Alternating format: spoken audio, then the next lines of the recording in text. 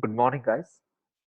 So, today we are going to see a searching technique called as linear search or sequential search. This is also an algorithm which works on one dimensional array. So, let us see what you mean by actually linear search or sequential search. As the name itself suggests, sequential search or any searching algorithm is goal is to searching algorithm's goal is to search a particular element in an array, whether that element is present or not. So, as the technique's name suggests, it's a sequential search. This technique is going to search the element index by index, that is, one after the other. So, it's a quite straightforward approach. So, in an algorithmic technique, any solution to a problem, if we do it using a straightforward approach, such approach is called as brute force approach. So linear search comes under the technique of brute force approach because the straight answer to the problem is how to search a number, search them one by one until you find that particular number. That is a quite straightforward approach. So we call this technique as brute force approach. Any straightforward forward approach, we call it as a brute force approach. So let us take the example so that you will understand what exactly a linear search or sequential search does. So consider the first image. So in the first image, we have taken an array of 9 numbers. Okay, so you can see 6, 3, 0, 5, 1, 2, 8, minus 1, 4.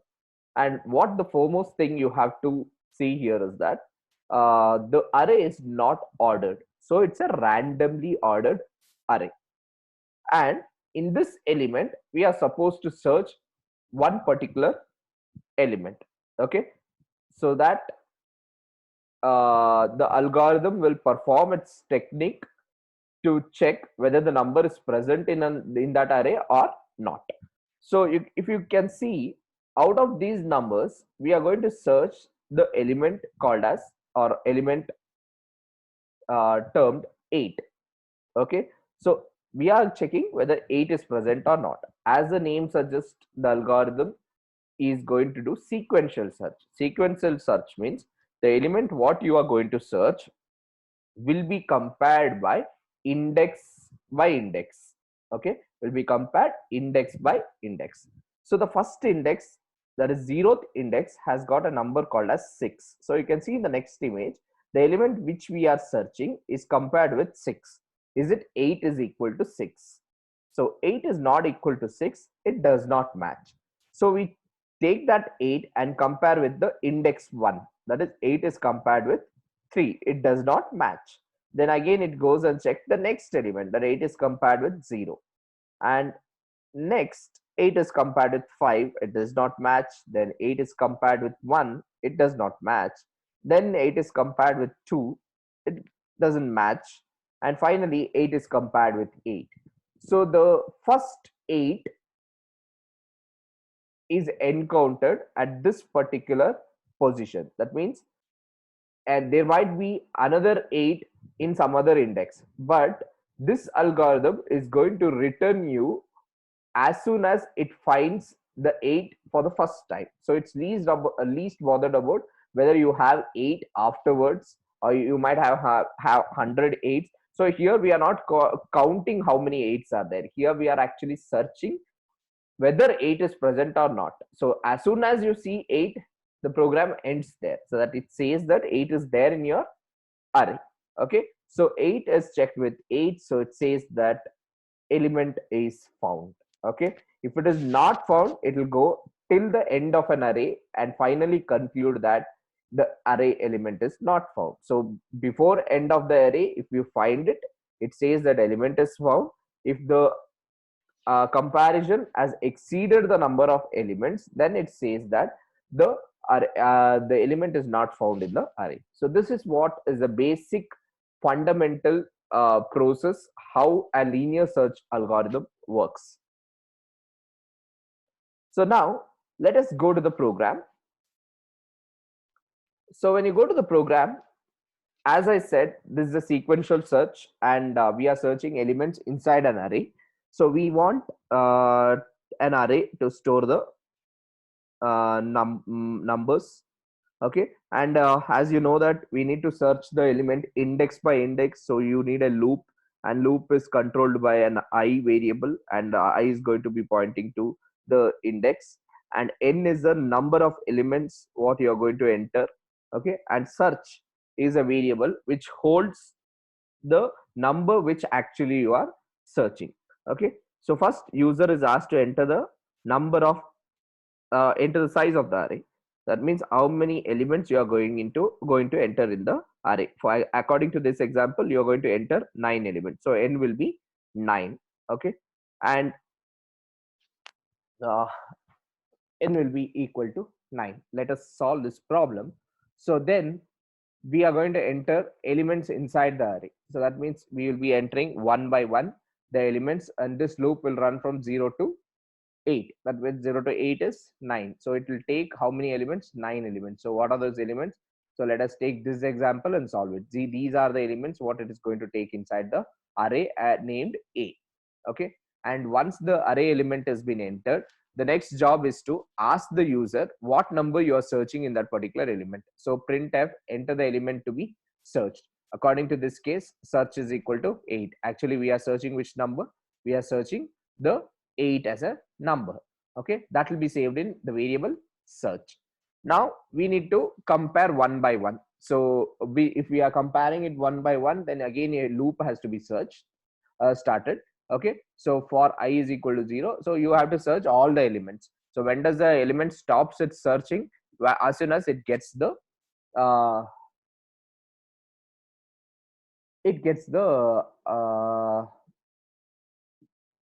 element. Okay, as soon as it gets the elements, it's stops the searching. So let us see how does it search.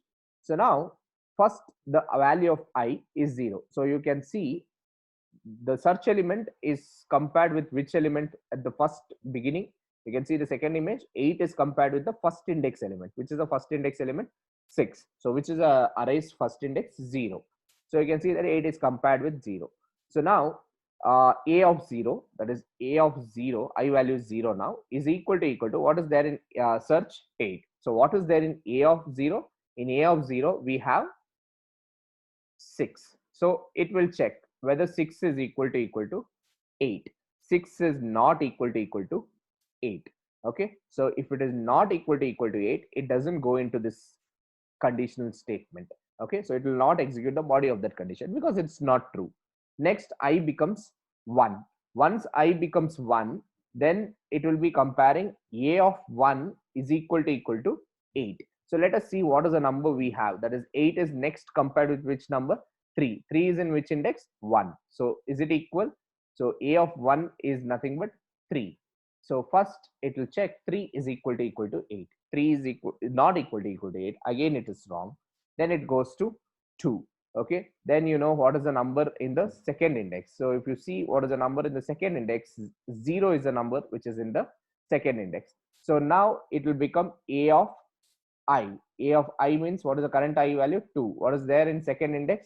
Second index, the value is 0. So 0 is equal to 8. No, it's not equal to 8. So on it goes. So on it goes until you encounter 8. So look at this. At one point of time, you encounter 8. In which index you encounter 8? 0, 1, 2, 3, 4, 5, 6.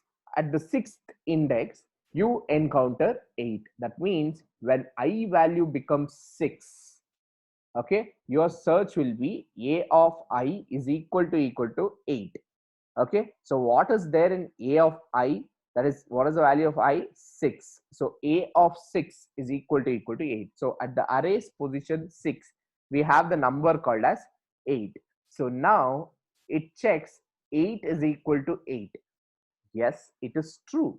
So why it has become true? Because it has encountered the number what you are exactly searching. So now it enters into the body of the loop. Now it enters into the body of the loop. So what does you print inside the body? The element, which element you are searching? Percentage D, that is the element percentage D. Okay. Where is the element what you are searching right now? It's in the variable search. So the element percentage D is found. Okay, yes, it's been found. So this percentage D will be replaced by the variable value. What is the variable value? Search value is 8. Is found at which location? So you have to specify even the location where it is present. So look at this, 8 is present in one location.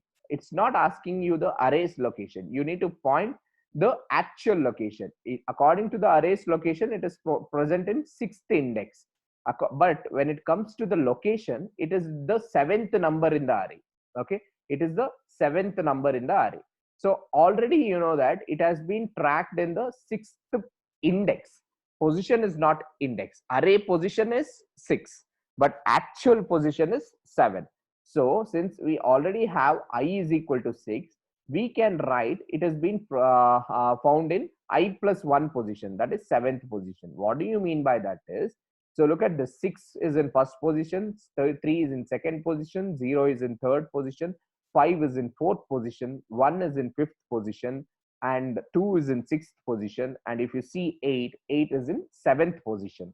Okay, according to the user's view, 8 is in seventh position, and according to the index view, the 8 is in sixth position. So we already found the index position, but when you print the message, you need to tell the user that the element was found in the seventh position. So if you just increment index by 1, you will get the user's position. Okay, user's view position, that is seventh position. So as soon as you find the number 8, you don't have any other business to do with -1 and 4, because we have achieved our goal. Our goal was to find whether 8 is present or not. We said that 8 is present, and then you can come out of the program by typing exit of 0. So exit of 0 takes you out of the program completely. So the message what it prints is the element 8 is found in 7th position. Okay, so this is what is a successful case. So let us take a case where it leads you into an unsuccessful case. So now out of this number, I'm going to search a number called as 9. Okay, it searched a number called as 9. So 9 starts from, so look at this array. Does this array has got 9? No, it doesn't have 9 at all. So now 9 is will be compared with 6 first, 9 will be compared with 3 next, 0, 5, 1, 2, 8, -1, and 4. After comparing all the elements, we will be in a position to tell that 9 is not at all present. So, but it has to go till the end of an array to conclude that 9 is not present. You can't tell in between that 9 is not present. We have to check each and every number in the array to conclude that 9 is not present. So let us see what happens. So let me go into this part, because you already know what are the other things. You read the array and you ask the user which number you are searching. And this, for second example, we are searching actually 9. So you know that this loop starts from 0, because 9 has to be compared with 0th index. How long it will go? Till the end of the array. Till the end of the array in the sense, so it will go for 0th index, first, 0th index, first index, second index, third index, fourth index, fifth index, sixth index, seventh index, and eighth index. So that means for I is equal to 8, let me go into the last step of this thing. So what is A of I? So A of I is nothing but A of 8. A of 8 is equal to 9. So what is in A of 8 actually? In A of 8 actually you have 4. So in the last element of this array is 4. Okay, so A of 8 is nothing but 4. Is it 4 is equal to 9? No. So what happens once this 4 is not equal to 9 is 4 is not equal to 9. So it is false. Now it is false. I will be incremented to 9. But what happens is this condition will be false. But carefully observe what is the value of I. Okay, I is 9. So it comes out of this loop. After coming out of this, we haven't found it. So it comes out of this loop. So carefully observe what is this. This condition is doing. What is the current value of I? It is 9. That means after searching, we have exceeded the we have come to the stage that we have counted how many numbers? 9 numbers, still not found. So what is the value of n? The value of n is also 9. The moment when you start searching, and if it reaches the last element, then it will be 9, because I started from 0. By the moment it comes to the last element comparison, I value would have been 9. After finding out, checking all the numbers, we haven't found the number what we are searching. Actually, the number what we are searching is 9. So when does that case happen? When your index reaches to the last position. So which is the last position? 9 is the last position. So if it is equal to 9, then print that element is not found. That means it has searched all the elements and came to the end of an array. So after the searching the last array also, it did not find the element what you are actually searching. So that means obviously I started from 0 and I would have exceeded the number of elements in an array. So when does it exceed? When it becomes equal to size. So where is the size? In n. So if this is true, then only we can say that the element is not found in an array. So I think you understood the concept of this particular linear search. So now just let us see, is this is algorithm is a good searching algorithm. So now when we say the best case of this algorithm, the best case of this algorithm is finding out the first number, that is 6 itself, because it doesn't take much time. 6 will be identified in the first iteration itself. The worst case of this particular algorithm is that the element which is not at all present. For example, the second example what we have taken, that is finding 9. It needed to search till the end of the array, that is complete 9 iteration, to tell that 9 is not present in this particular array. That is the worst case of this particular algorithm. And finally, so you can see that almost 9 iteration we took to conclude that the element is not found in this particular array. So this is not that efficient algorithm. So any algorithm which reduces this work, okay, can be said as an efficient algorithm. So in the next session, we are going to see one of the algorithm called as binary search, which makes lesser comparison to conclude whether the element is present in an array or not. So we will see binary search in the next session. I hope so you have understood linear search algorithm. Thank you.